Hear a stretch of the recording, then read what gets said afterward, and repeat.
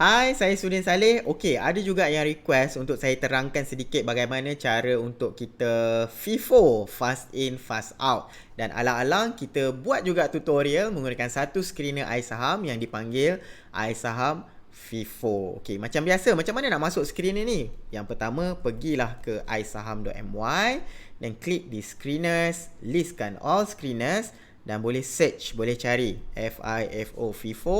Okey, ini adalah klik di sini dan kita akan dibawa ke screener yang dipanggil iSaham FIFO. Okey, FIFO ni seperti namanya, fast in fast out, maka memang merupakan satu strategi yang kita beli lepas tu jual dengan cepat. Cepat masuk, cepat jual. Cepat jual tu sama ada kalau menjadi jual dengan keuntungan, kalau tak menjadi cut loss dengan kerugian. Dan kedua-duanya cepat. Jadi kalau tengok kriteria seperti itu, memang ini adalah merupakan satu strategi yang berisiko tinggi. Jadi kalau anda nak explore yang ni, pastikan anda tahu yang strategi ini sesuai dengan risk tolerance masing-masing. Kalau tak sesuai, tak apa. Boleh tengok strategi-strategi yang lebih selamat seperti kaedah midterm yang kita bincangkan dalam video sebelum-sebelum ni. Okay, let's go tengok dengan FIFO ni macam mana. Bila di dalam skrin ni kita akan nampak nama-nama saham yang fit kriteria FIFO pada waktu tersebut.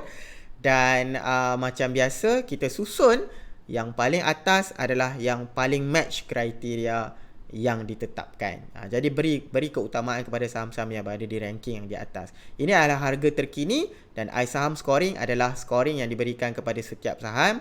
Saham yang kita bagi 10 markah penuh untuk technical dan 10 markah penuh untuk fundamental. Markah penuh untuk iSaham score adalah 20. Okey, contoh Hyaptech. Okey, kebetulan masa ini adalah screener ni memang saya buat video ni pada waktu malam. Jadi saham yang keluar kat adalah yang match kriteria pada pukul 5 petang. Tapi kebetulan masa saya tengok screener ni dalam pukul 10 lebih tadi dan saya pun ada FIFO juga hari ni. Hyaptech pun ada tadi dan saya ada beli saham Hyaptech. So boleh jadikan sebagai contoh. Okey, macam mana nak entry?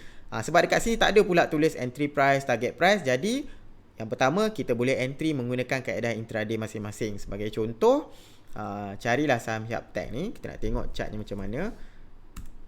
So, imagine kita tengah buka skrin ini dalam pukul 10 lebih pagi. Jadi masa tadi, kenapa dia masuk dalam FIFO punya screener ni? Sebab memang ada kenaikan, ada volume yang banyak. Jadi memang nampak ada momentum. Jadi pada waktu tu saya tengok harganya intraday high dia adalah pada 22 sen setengah. Jadi saya tengok supportnya dekat mana. Jadi saya nampak macam supportnya dekat 21 sen setengah.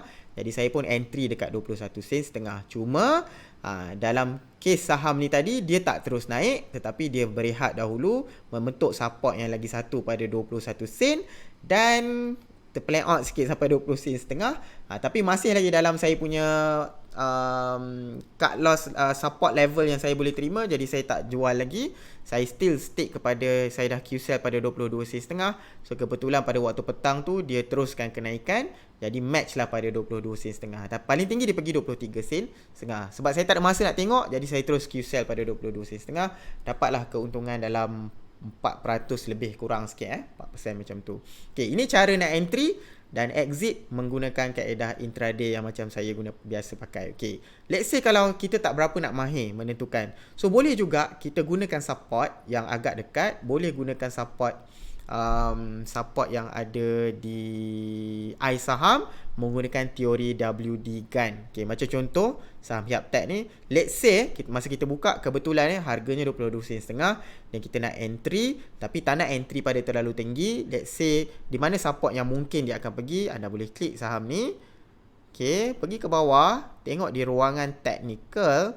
So di bawah ni ada gun support. Boleh gunakan ini juga sebagai panduan untuk entry berhampiran dengan support. So contoh, kalau harganya sekarang 22 sen setengah, bolehlah key untuk buy dalam sekitar harga 21 sen ataupun 21 sen setengah. Kebetulan lebih kurang macam entry yang saya masuk tadi dan boleh gunakan target price di sini sebagai kita punya target price, iaitu dalam kes Hyaptech ni pada 22 sen setengah. So kita key in buy berhampiran dengan gun support dan boleh buat target price kita menggunakan juga teori gun punya resistance pada 23 sen.